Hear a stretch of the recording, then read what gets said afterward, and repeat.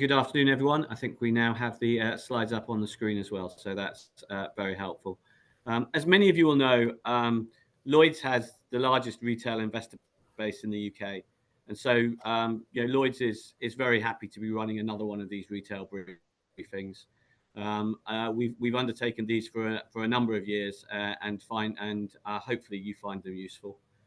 We view these events as an important way of keeping in touch with our shareholders. So thank you for joining us. As Mike indicated, I'm Douglas Radcliffe, and I'm the Group Investor Relations Director for Lloyds. So within this call, the whole aim is that I'll provide some context on the performance of the group, including a run through of some of the key messages from our third quarter results that were issued at the end of October. In addition, as in some of our previous briefings, we thought it'd be beneficial to hear from our head economist, Andrew Pipe, given the importance of the UK economy on both the operations of the business, particularly given the fact that over 95% of our assets are in the UK, but also because of the direct impact on our impairment charge. For those of you that aren't aware, this charge, given accounting rules, is driven by both the performance of our lending book and our economic expectations. The economic outlook and the perception of the UK clearly also has had and will continue to have an impact on the share price, so clearly is of interest from that perspective. Andrew will speak first, followed by myself giving a bit of an overview of the results, and then as ever there'll be time at the end for Q&A. So with that, let me hand over to Andrew. Thank you very much, Douglas, and good afternoon to everyone. So Douglas says quite correctly, I'll talk about the economic outlook, but for me, understanding the outlook always starts with kind of understanding how we've got to where we are at the moment, and therefore I think it's always useful to start by looking backwards a little bit. And actually there is a bit of a good news story there, if you want to take a slightly optimistic view. And that is that if any of you were on the similar call that we did about this time last year, in fact, you probably remember that the view on the economy was quite gloomy at the time. The consensus view was that there would be a recession in 2023 as the economy struggled to cope with the impact of the big energy price rises and food price rises that were coming down the tracks, plus the rising interest rates that were also happening to try and contain inflation. But actually that hasn't happened. 2023, we haven't seen the recession. The UK economy has proved remarkably resilient. Basically, the economy has been kind of treading water through 2023. So instead of a recession and recovery, what you've seen is as 2023 progressed, forecasts for 2023 started to get better and are now kind of coalescing around a view of 0.5% GDP growth through this year. But forecasts for 2024 coming down. So it's a kind of story of there's pain, but it's shared pain across 2 years. So rather than a down and up across 23 and 24, it's spreading out that pain, which, okay, meager growth for 2 years doesn't sound great, and it's not great, but given the big shocks that the economy and the households in particular have had to cope with, actually that's not a bad outcome at all. And I think there are kind of two aspects to that better than expected performance. Tom, if you want to flick on to the next slide, please. So firstly, kind of credit where credit's due. Actually, the government did a fairly good job of kind of stepping up quickly to help households cope with the very big shocks that were coming in terms of people affording to pay their very big rises in household bills, and also rising food costs plus rising interest rates too. Of course, we had an energy price cap. We had support payments to people on low incomes. We've all had some support in terms of helping us pay our energy bills, some credits to energy accounts. And the government increased its net borrowing to do that. That's the important point. They didn't take that money back in tax straight away. That may be coming down the tracks, but that's not what happened. So it was a kind of net stimulus that helped the economy cope with those shocks through this year. And the other aspect to this is that the labour market has been it's kind of in a very unusual state after the pandemic. So in the recovery after the pandemic, we saw quite subdued employment growth, but very high vacancies. So in economist speak, we'd say there was a mismatch of demand against supply. And some people's choice is not to participate in the labour market, particularly older people taking early retirement after the pandemic, but also people choosing to stay on as students rather than go into a job market that looked weak. Meant that there was a high level of vacancies, but therefore the interest rate rises that we've had, and the sole aim of that has been to constrain the economy, kind of pull down on demand. What it's actually done is prevent more of a recovery than it has actually pulled down on output, and kind of that's why we've avoided recession. The economy was struggling to recover. We've kind of held it flat, but because the economy hadn't fully recovered, that tightening in monetary policy hasn't actually pulled down on demand and the level of output from the level prior to the shock, or got away with a flat economy rather than recession. So where do we go from here? Again, Tom, could you just flick on, please? It looks like we're coming to the end of the period of rising interest rates. And the key element to that is, of course, that the inflation outlook has improved substantially. Headline inflation is already down quite a lot simply because energy prices have started to come off the peak. But also, if you look at core inflation, so stripping out food and fuel, what you see is that if you look at short-term measures of price rises, month-on-month changes or 3-month-on-3-month, those rates are running at well below the usual 12-month quoted rate of inflation. So as long as those kind of price rise increases continue, then we are going to see inflation fall back pretty quickly. But that's one side of the story. Things are getting better, but the actual price levels of necessities, food and fuel, are still very high. So our energy bills are still about 50% higher than they were before this shock happened in 2021, and food prices about 30% higher. And take those two things combined, that is broadly something like a 3% hit to national income, because we import a lot of our food and fuel. So we're spending more money on our imports. That's effectively a hit to national living standards. Now, we can change which sectors of the economy take that hit. Is it the government? Is it companies? Is it households? Ultimately, at the end of the day, it tends to be households. But the government has kind of done a job in terms of smoothing the impact on households. But what that does mean is that the cost of living squeeze isn't over. We've experienced some of it as households. We haven't experienced all of it. There is still some more to come. Again, if you could flick forward, please, Tom. And there's, again, two aspects to this remaining squeeze in terms of the cost of living. The first is, well, the interest rate rises that we've had to date, even though we think they're coming to an end, and mortgage rates, advertised mortgage rates, are actually beginning to fall now. It's going to take another 1 to 2 years for that rise in interest rates that's already happened to actually fully flow through to all households. There are many households on mortgages with mortgages who have not yet refinanced to higher rates, because 80% of the mortgage book is people on fixed rates, and some of those are 2 years, 3 years, maybe even 5-year fixes. So it takes quite a long time for interest rate rises to actually percolate through to all households. So although, as I say, new mortgage rates are actually falling now, we think there's another 1 to 2 years where the total of mortgage payments across all households with mortgages will actually continue to rise for another 18 months or so, and that obviously will drag on people's spending power. The other aspect here is that the government has to effectively get its money back for the support to households that it has provided. It has to close the fiscal deficit that's been running at about 6% of GDP for a couple of years.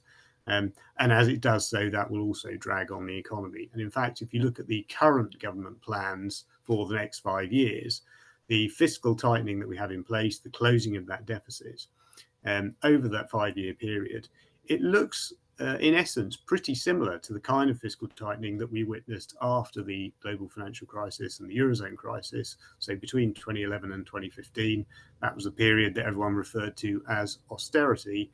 Well, I think the next 5 years is going to feel a bit like austerity version 2. And we know that a key aspect of that is frozen thresholds for income tax and national insurance. And both those things are going to be increasing the tax take. So again, that is going to drag on household incomes. And that in turn means a drag on household spending. It means a drag on GDP growth. And therefore, I think the story for 2024 is kind of similar to 2023. It's probably an economy which is broadly treading water. So if you could flick on again, please, Tom. So that kind of quite difficult outlook for 2024, again, that of course was reflected in our forecast at Q3 that Douglas was referring to, and that's built into our impairment provisioning. Our forecasts were, we think, positioned cautiously, and it looks certainly looks kind of 2 to 3 months on that they were positioned cautiously. We had an assumption of a weaker growth in GDP through 2024 than the latest consensus. We were a little bit less optimistic on how quickly inflation will fall all the way back to the 2% target. I think that's probably still the right place to be, even though the most recent news is good news. And we assumed a rise in the unemployment rate coming through the next year or so, which is, again, a little bit bigger than the average expectation of other forecasters. Although do note that if unemployment does peak at somewhere around 5%, that's quite low in a historical context for a difficult period for the economy. So I think back to 2011-12, I think unemployment got about 8%. So 5% would be not a bad outcome at all. And also on house prices, again, we were deliberately cautious there.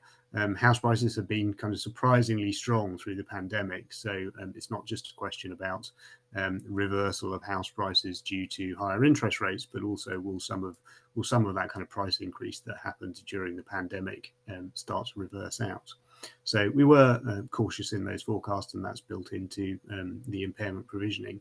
Of course, the impairment provisioning also depends not only on this base case view for the economy, it depends on our view of alternative scenarios, both upsides and downsides.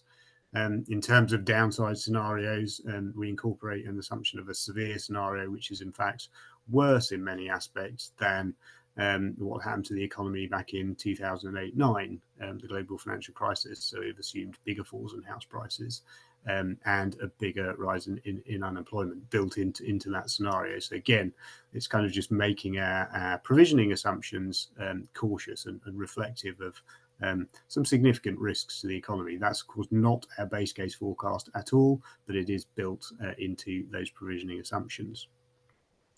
So, as I say, the outlook for 2024 is difficult, but I think if you look longer term, actually, we can tell a slightly more optimistic story. And again, there's two aspects to this.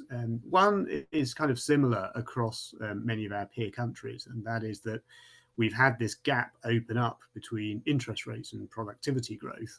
Those two things usually broadly over time move together. And we would expect this gap to get resolved.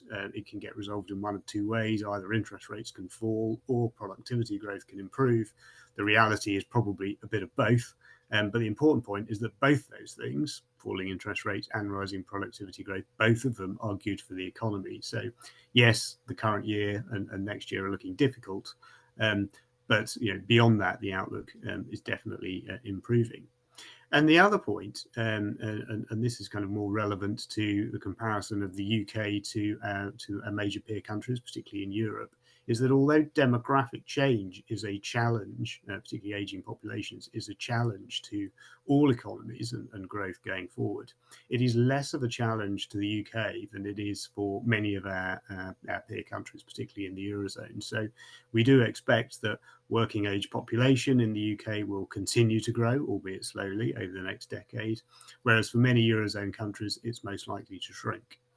And although we expect in the UK there to be a rising proportion or rising ratio of old age pensioners to the working age population, that increase that's coming in the UK is less than the increase that we think is going to happen across many of the Eurozone countries. So that means slightly less pressure on government finances and therefore that's slightly beneficial in terms of relative growth prospects.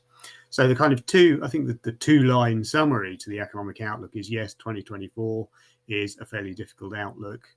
It feels like a repeat of 2023. It's the economy treading water. But when you look longer term, we can be a bit more optimistic. And in fact, the UK outlook maybe looks relatively good compared to some of the other peer economies, particularly in Europe. So I will leave it there and pass back to Douglas so that he can tell you about the impacts of the economy on Lloyds Bank's financial performance, but also, I think, importantly, on our strategy. So back to you, Douglas. That's great. Thank you, Andrew. Hopefully that helps everyone on the line understand our current economic assumptions and how that relates to some of our numbers. Before I actually touch upon financial performance itself, I'd just like to provide just a little bit of context on the group, as well as the strategic progress we've made so far this year. I apologise if some of this is repeating things that you know, but I think it's a good context to the overall results itself. So with that, I'm going to start on slide 11, which you should be able to see now in front of you. Effectively, what I wanted to do here was just give you a sense of the scale and breadth of Lloyds Banking Group to really just help position the strategic progress and financial results that I'm going to talk to shortly. We're the largest UK bank with around 26 million customers, more than 450 billion of loans and advances, split across retail and commercial, and the UK's largest high street banking presence. In addition, very importantly in the current environment, we also have the largest digital bank with 21 million digitally active customers, more than any other UK bank. This scale is underpinned by a trusted portfolio of highly familiar brands, as you can see on the screen, such as Lloyds Bank, Halifax, Scottish Widows, as long as some of the other more specialist brands such as Scottish Widows, Black Horse or MBNA. This breadth provides us with unparalleled insights into the consumers and businesses that bank with us and allows us to develop more targeted offerings that deliver greater value for our customers and the group. It also creates a unique competitive advantage in the complementary products and services that we can offer. I'll go into the financials in our recently announced Q3 results in later slides. However, it's important to emphasize that our robust financial position means that we are well positioned to deliver for all stakeholders. But importantly, in line with our purpose of helping Britain prosper, it allows us to support customers in what remains an uncertain economic environment.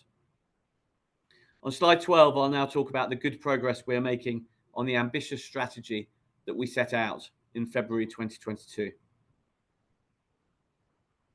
We are now towards the end of the second year of our 5-year strategic transformation and over halfway towards our first strategic milestone at the end of 2024.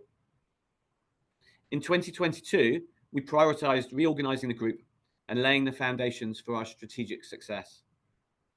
Having achieved this, 2023 has seen us build momentum across our strategic initiatives. This includes further increasing our unrivaled level of digital engagement, making good progress in developing our mass affluent offering, and increasing the number of new hires in both technology and data as we continue to improve our ways of working to better unlock the potential of our people.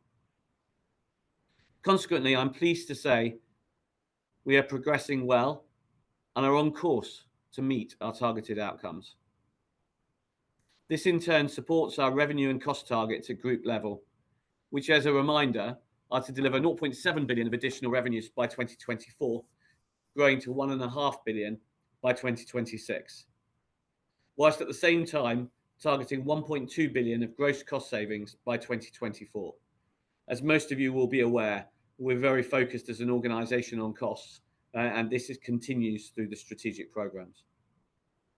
To help demonstrate this strong progress, we've been conducting 4 investor seminars on our strategic growth priorities.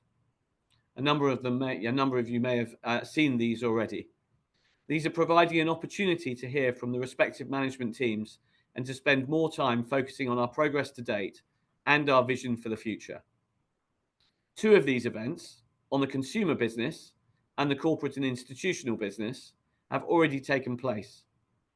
And if you had not had the chance, I would definitely recommend listening to the replays of these from our investor relations page. They provide a good overview of those business areas and the senior management teams that are running them. We will also be doing further sessions on the mass affluent and insurance and protection businesses in March, and the business and commercial banking business later in the year. In addition, we'll also be giving a further group update on our strategic progress in our full year 2023 results that will be issued at the end of February. I'll now talk to our latest financials. I'm going to largely use the slides we used with institutional investors at the Q3 results, as I think it's helpful for you to see what was presented, but I will bring focus on specific areas that are worth highlighting. So let's start on slide 13. As you can see, we've included the financials on the left-hand side and a few key statements on the right. Lloyds Banking Group basically delivered a robust financial performance in the first 9 months of 2023, with increased profits, balance sheet growth, deposit stability, and strong capital generation. Statutory profit after tax was 4.3 billion. This is an improvement on the prior year and was predominantly driven by net income, which includes net interest income, other income, and operating lease depreciation of 13.7 billion, 7% up on the prior year. As you know, this is highly linked to our net interest margin, which is the difference between the interest we earn and the interest we pay. And this strengthened to 315 basis points in the first 9 months of the year. We also saw growth in other income, partly offset by a higher operating lease depreciation charge that largely relates to our vehicle leasing business. Total costs of 6.8 billion were up 6%. As a group, we remain committed to our market-leading efficiency, and this increase was in line with expectations and reflects our continued strategic investment, as well as the effects of inflation. Importantly, asset quality remains resilient, with the impairment charge of 849 million equivalent to an asset quality ratio of 25 basis points year to date. In addition, the group delivered strong capital generation of 165 basis points, or 129 basis points after regulatory headwinds. That's probably the better thing to look at because it effectively drives the capital repatriation. As I say, that's the particularly important element of this, because it's the capital generation that enables capital return, whether through a dividend or a share buyback. And I'll come on to that later on. Importantly, we have also substantially agreed the triennial pension valuation, recognising a 250 million remaining deficit, significantly lower than the last valuation. Again, I'll speak more about that later. I'll now turn to slide 14 to look at the customer franchise.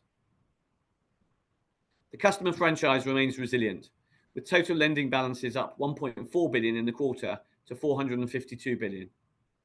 This increase was driven by 1.2 billion in retail lending, including growth in the open mortgage book, as well as continued momentum in cards, loans, and motor. This growth is despite what we view as continued competitive mortgage pricing, with completion margins, so that's the difference between the amount we charge on the mortgage and the cost of funding that loan, at around 50 basis points, which is lower than historical norms. We expect that to remain the case in the short term. That said, mortgage lending remains attractive from a returns and an economic value perspective. Commercial balances were down slightly by 0.6 billion in the quarter. This includes the ongoing repayments of the government support scheme loans and limited new lending demand from small and medium businesses. On the liability side, total deposits were up 0.5 billion in the third quarter. This includes an outflow of 3.2 billion in retail current accounts, as you can see on the screen, slightly higher than the second quarter. However, importantly, the reduction in current accounts was more than offset by inflows of 3.9 billion into retail savings, as we continue to recapture a high proportion of current account outflows within our own savings products, as well as gaining new customers through our attractive offerings. Commercial banking deposits were stable overall, with a small reduction in SME deposits focused on non-interest-bearing accounts. This was more than offset by growth in targeted sectors within corporate and institutional. Moving on to slide 15 and group income. The group saw solid income growth in the first 9 months of the year. Net income of 13.7 billion is up 7% year on year, supported by net interest income of 10.4 billion up 10%. The margin for the first 9 months of the year is 315 basis points, as I said earlier, although this includes a Q3 margin, so third quarter margin, of 308 basis points, that is down by 6 basis points from Q2. This reduction in the net interest margin is playing out as we thought, given the expected headwinds for mortgage margins and the shift into higher rate term deposits, partially offset by the structural hedge tailwind. Looking forward, we expect the margin to decline again in the fourth quarter. However, we expect it to remain just above 300 basis points in that quarter. Based on this, we continue to expect a full year margin that is greater than 310 basis points, in line with the guidance stated on the page. Turning briefly to other income of 3.8 billion in the year to date is up 8% year on year, with broad-based growth across all of our divisions. The third quarter saw continued improvement quarter on quarter, as you can see, in line with our expectations for other income to build gradually. This is supported by customer activity and our ongoing strategic investments. Looking forward, we expect the fourth quarter outcome to be much like the third. Looking at costs in a little bit more detail on the next slide. Cost management continues to be important to us. Operating costs of 6.7 billion are up 5%, driven by planned strategic investments, the costs associated with new business, and the impacts of inflation.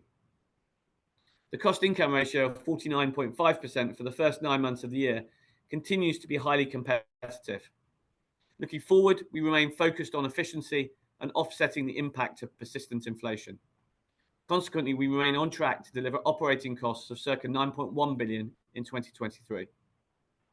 The remediation charge remains low at 134 million for the year to date, largely in relation to pre-existing programs. So let me move on to asset quality on the next page. Asset quality remains very resilient across the group. The impairment charge of 849 million for the year to date equates to an asset quality ratio of 25 basis points. As Andrew set out earlier, the economic outlook has improved a little compared to our prior expectations. Consequently, we have taken a small release in the quarter to reflect the improvement. Now, even pre this adjustment, the impairment charge year to date was 918 million, or only 27 basis points. Given the ongoing resilience of the portfolio, we now expect the asset quality ratio to be less than 30 basis points in 2023. This represents a slight improvement on previous guidance. So let me spend just a couple of minutes looking at the performance across specific portfolios. The performance across our lending book continues to be reassuring. Importantly, this includes UK mortgages, which remain resilient. The new to arrears levels that we saw in this book did increase slightly in the first half. However, this was largely within the variable rate legacy book that was originated back between 2006 and 2008. Promisingly, whilst it is too early to call the trend, new to arrears were then stable in this book in the third quarter. The unsecured and commercial books, meanwhile, continue to show very stable arrears and default rates that are broadly at or below pre-pandemic levels. In both cases, these are inside of what we had expected. Customer behaviours are similarly reassuring. In retail, the amount of customers that are only making the minimum payment required on their credit cards are stable. Likewise, in the commercial business, we continue to see stable levels of SME overdrafts and a utilisation of revolving credit facilities that remains more than 30% below pre-pandemic levels. Let me now move on to slide 19 and address the below the line items and our tangible net asset value. The group's underlying profit, so that's the measure of our profit that excludes restructuring costs and volatility, is continuing to converge with statutory profit that includes these lines. This is driven by restructuring costs that were only 69 million for the year to date. The volatility line of 266 million that you can see is mostly in the insurance business and largely it relates to the second quarter of this year, given it is sensitive to significant movements in interest rates. Statutory profit after tax of 4.3 billion resulted in a return on tangible equity of 16.6% for the first 9 months of the year. We continue to expect a return on tangible equity greater than 14% for the full year. Tangible net assets per share at 47.2 pence is up 1.5% in the quarter, and over time we continue to expect that tangible net asset value to benefit from buybacks growth and the unwind of headwinds. Now let me just look at capital generation. We delivered strong capital generation in the first 9 months of 2023. Within this, risk-weighted assets at 218 billion are 6.8 billion higher, including 2.4 billion in the third quarter. The increase year to date includes a 3 billion adjustment for part of an anticipated regulatory impact called the Capital Requirements Directive 4, or CRD4. Capital generation was 129 basis points after regulatory headwinds, as I mentioned earlier. This results in a capital ratio, a CET1 capital ratio of 14.6%, which includes 65 basis points of a dividend accrual and importantly remains well ahead of our ongoing target of around 13.5%. Going forward, we continue to expect 2023 capital generation post-regulatory headwinds to be around 175 basis points. In addition, the group were pleased to announce at Q3 that we have now substantially agreed the triennial pensions review. After around 5 billion of contributions alongside asset performance and rates changes, the funding deficit now stands at circa 250 million. This is in stark contrast to the 7 billion deficit that we faced at the last triennial review at the end of 2019. Following a closing contribution of the final 250 million, which will be paid by the end of March, there'll be no further contributions in this triennial period. The group has a clear capital distribution policy that represents our focus on returning capital to shareholders. This policy encompasses a progressive and sustainable dividend, which at half year included an interim dividend per share that was 15% higher year on year. The policy also includes a commitment for the board to review excess capital distributions at the end of each year. At the full year 2022, this decision resulted in a 2 billion buyback, and at full year 2023, the board will once again make such a decision. It is worth noting that the group has made a commitment to pay down to our target CET1 ratio of 13.5%, including the management buffer, by the end of 2024. So let me just finish on slide 21. Overall then, the group delivered a robust financial performance over the first 9 months of the year, with income growth, disciplined cost management and resilient asset quality together driving strong capital generation. Looking forward, we are maintaining our 2023 guidance and slightly improving it for the asset quality ratio. We continue to expect, as it shows on the screen here, a net interest margin of greater than 310 basis points, operating costs of around 9.1 billion, an asset quality ratio of less than 30 basis points, a return on tangible equity of greater than 14%, and capital generation of about 175 basis points. I'm very conscious that this is not yet being reflected in the share price, largely given various external factors. But as a group, we will continue to work to deliver a robust financial performance whilst making progress against our strategic ambitions and, most importantly, supporting our customers.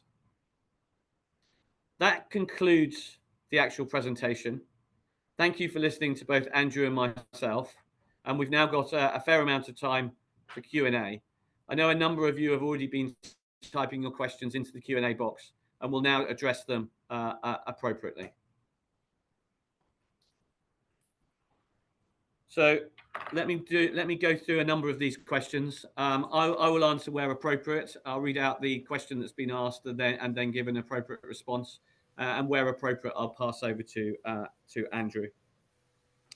The first question was actually relating to. It was a number of questions actually just relating to the share price and capital return. First question being, what actions are you going to take to improve the share price following a decade of no returns to shareholders?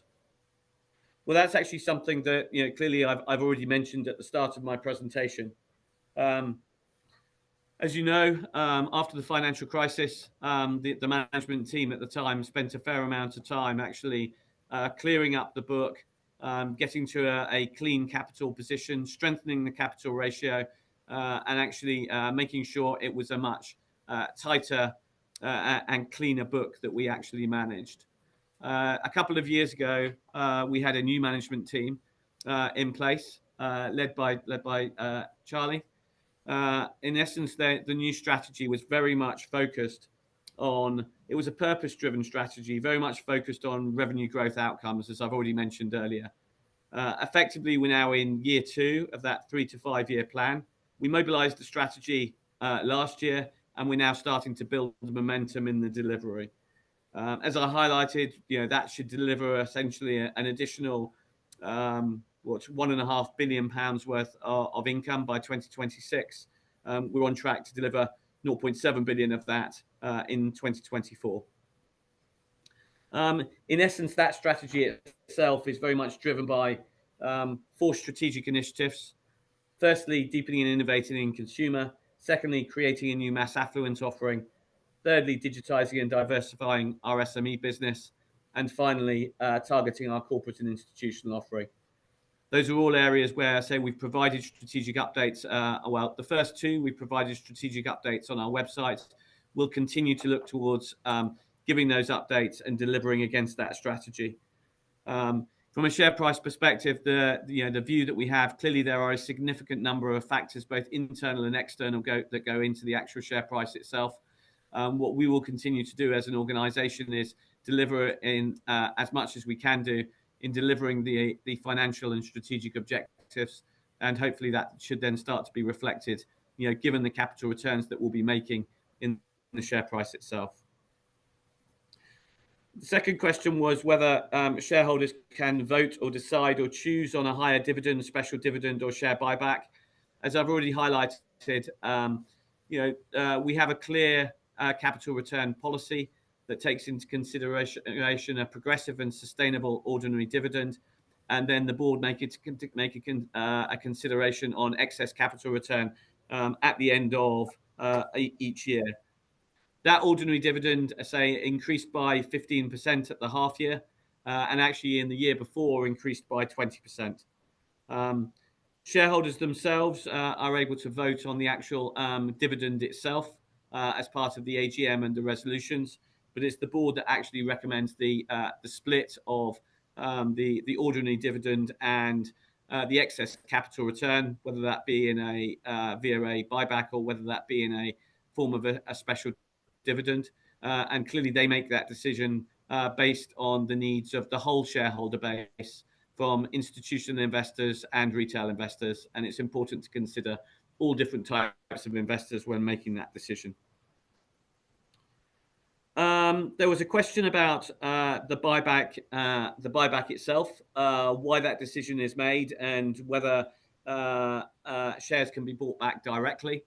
As I've already indicated, the buyback is a decision that's made by the board at the end of each year. It's felt that's appropriate because through the course of the year, the capital tends to grow. We hope it will do. There's still a significant amount of uncertainty in the market, so it's right that excess capital gets considered at the end of each year, and that's certainly been the board's policy to date. Clearly, any shareholder has the ability of actually acquiring shares or selling shares at any point in time in the market, and the buyback itself does the same thing. When it's actually in course, it simply buys shares in the market and uses up anyone that happens to be selling on that particular day. A question is, how much additional profit will the structural hedge add to 2023, 2024 and 2025 profits, and how much will be distributed to shareholders? In 2022, the structural hedge delivered 2.6 billion of earnings. In the first 9 months of 2023, the structural hedge delivered 2.5 billion of earnings. So you can see, given the rate environment and the increase in rates, that the increase in that's coming through. We actually expect the structural hedge to deliver 800 million additional income in 2023. than 2022, and have indicated that it will probably be a similar amount in 2024. Clearly, the amount of that that's actually distributed to shareholders will depend, on the decision, at the time and in each year. But we've been very clear, or the board has been clear, with regard to the distribution policy itself. Another question, which again is on, there's a number of questions on the distribution of capital. Will Lloyds' commitment to release all excess capital back to shareholders by the end of 2024 still be distributed, and how? Ordinary, special dividends, or buybacks? As you've seen, we've got a commitment to pay down from a capital perspective to the capital ratio of 13.5% by the end of 2024. We paid down to about 14.1% at the end of last year. I expect that to be a journey, so I expect there to be some progress towards that at the end of this year. But clearly, that is a decision for the board at the end of this year. And again, the board will need to make that decision, based on the circumstances at that point in time. Looking at another question that's come in online, the question was, do you see there being an impact on defaults in regard to the lack of energy help? Andrew, that might be something that you can add to date. What I would say is, from our experience of consumers' performance to date, actually consumers have been remarkably resilient and actually have managed to find ways of paying a lot of their bills. Clearly, any reduction in the support from the government will make a difference, particularly in the lowest percentile quartiles of our customer base. But generally, we don't tend to lend to the same extent to that customer base. I'm not sure, Andrew, whether you want to add anything in particular on that from a market perspective. Yeah, I could certainly echo a few of those points. I mean, certainly it's important to remember that the £66 a month contribution was only one aspect of all the support that the government provided, and is in fact still providing in some cases. So there were, of course, other cost of living payments. There was the energy cap, the energy price cap, which, okay, the bills have now come below that cap, so kind of the need for that's gone away. But in terms of cost of living payments, there was another one made to lower income households in November, and there's another one coming in Q1 next year.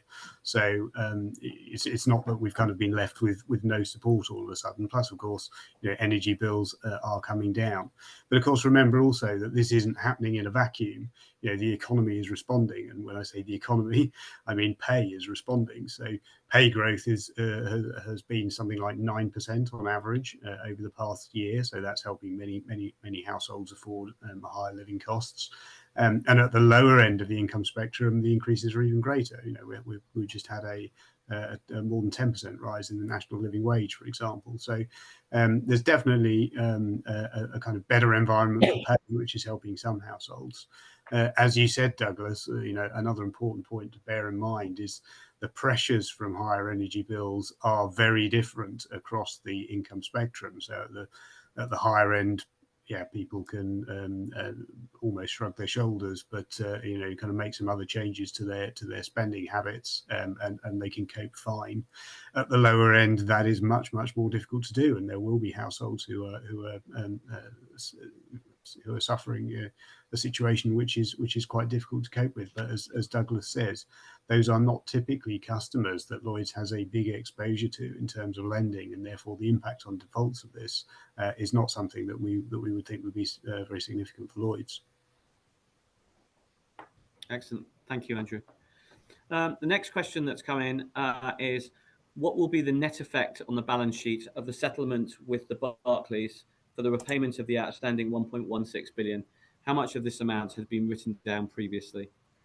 Clearly that relates us to the transaction that a number of you will have seen in the press with regards to the Telegraph Group itself. Now, clearly, I'm not going to provide any specific customer details with regard to that particular customer relationship.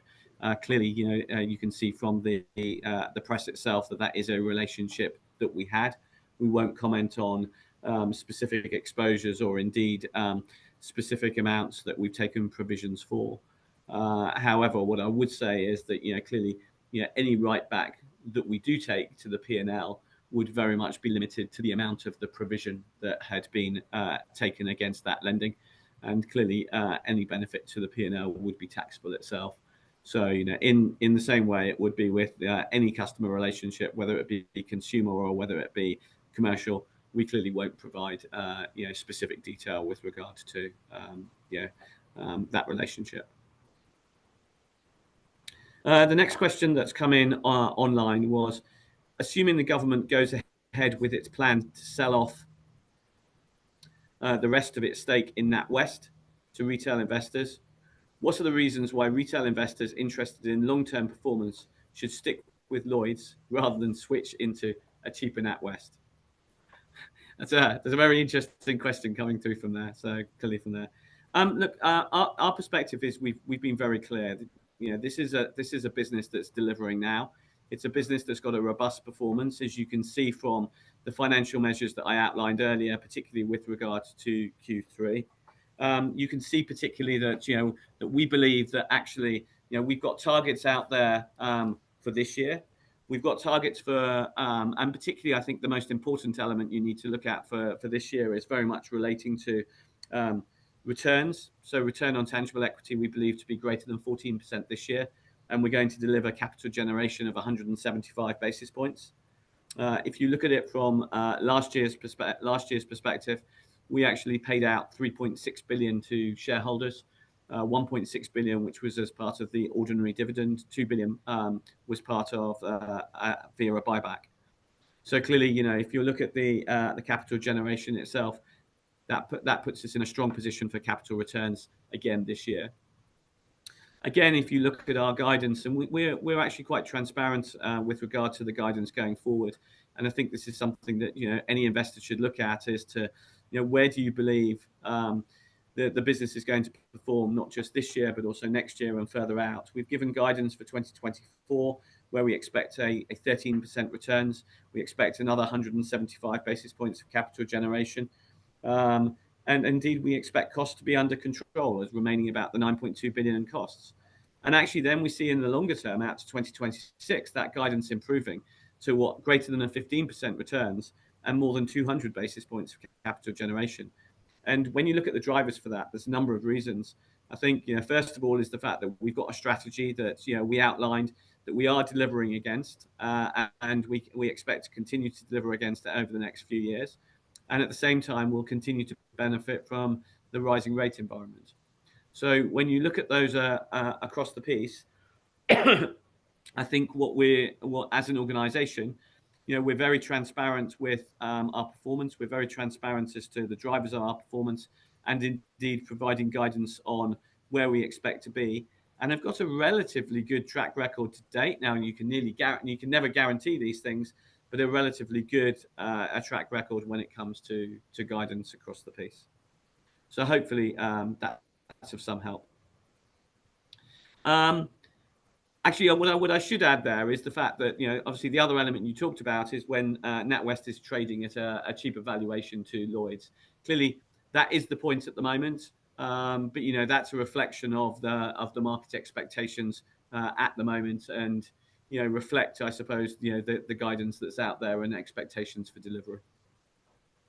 Another question that came through: could you give a bit more clarity on the CET1 target? So the CET1 target is our capital target, which we have for 2024. So our capital target is we expect to pay down to 13.5% by the end of 2024. As I say, we paid down to about 14, just over 14% at the end of last year. We'd expect to pay below that this year. So very much what it means is that we will look towards paying out more of the capital on for each of the years. The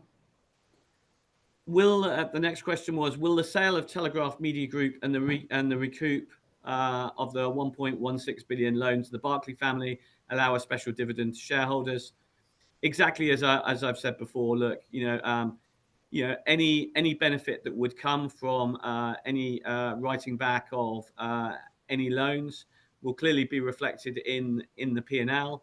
and that will then need to be considered with any positives or negatives at the year end, and will be considered by the board itself. So, making any view on that at this moment in time is simply not possible.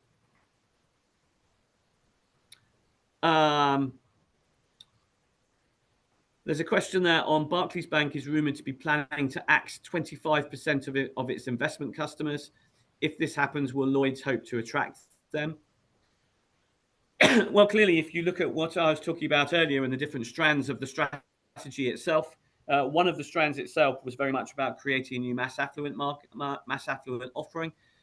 Given the fact that we own Scottish Widows, there should be very much strategic benefits of being able to develop insurance propositions that meet the needs of our customers. And that's in an environment that is increasingly digital, which provides strengths from our perspective. Clearly, the key element there is making sure that we don't cause ourselves any issues with regard to conduct. Clearly, we want to ensure that any conduct issues are avoided. But whether it be through the actual mass affluent offering, whether it be through the relationships we have with Schroders and looking at Schroders' personal wealth, then very much the case of that. We are looking to look at almost like investment propositions for our customers. What I would also flag is a lot of the Barclays Bank rumours have been relating to the investment bank itself and actually cutting staff and looking at the operational base for their investment bank. What I would flag there is that Lloyds doesn't have an investment bank. We're not an investment. We don't have an investment banking business. We have a commercial banking operation that includes a markets business, but that really is quite different. And if you wanted to see exactly what's involved for that side, I would definitely recommend referring to the call that John Winters, head of our CIB business, and indeed Carla undertook, indeed only last week. So it really is quite different.